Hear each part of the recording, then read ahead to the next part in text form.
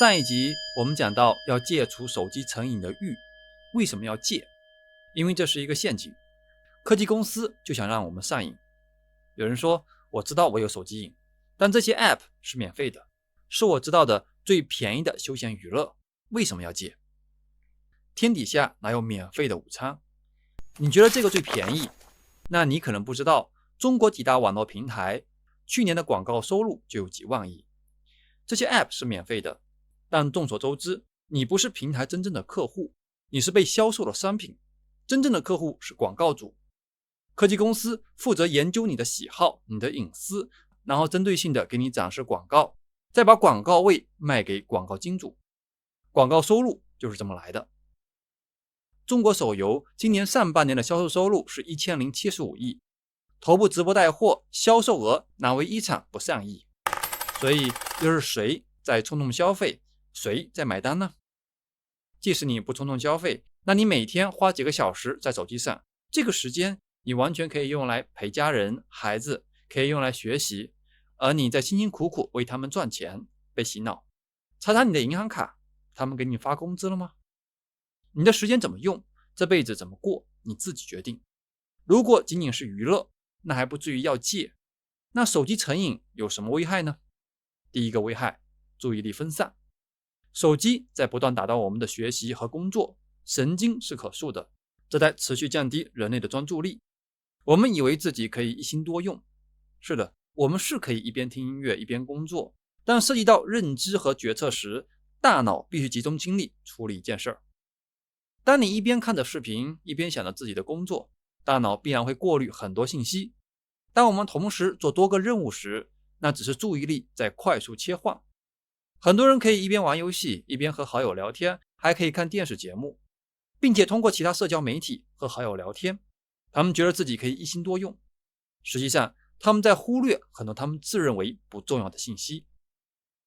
但经过测试，他们在确认任务的轻重缓急时得分很低，他们并不知道如何对焦生活中真正重要的事情，反而让自己陷入了喧嚣的干扰中。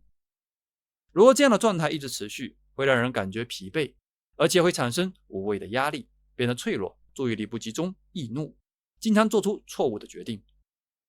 因为能保持专注的，能思考复杂抽象概念的，是大脑前额叶皮层。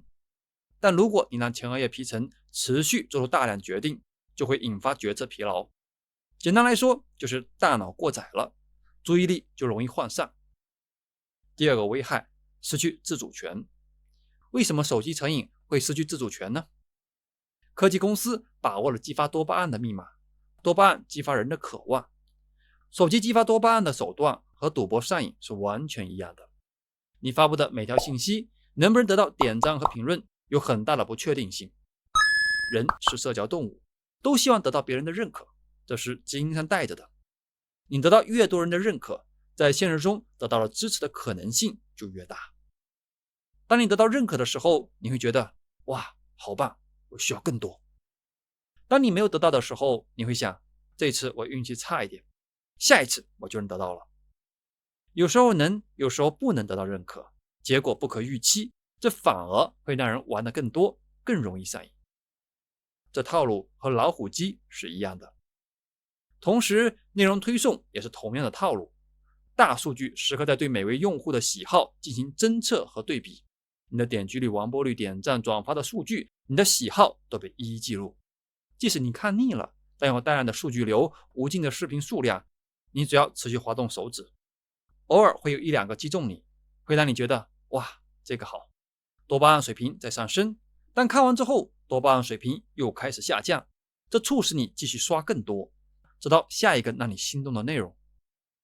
不可预期的行为不断持续，大脑的奖励回路开始改变，你就越想刷手机，否则会觉得空虚无聊。只要是刻意持续压榨多巴胺，都会让人上瘾，而让人上瘾的东西就会导致你失去自主权。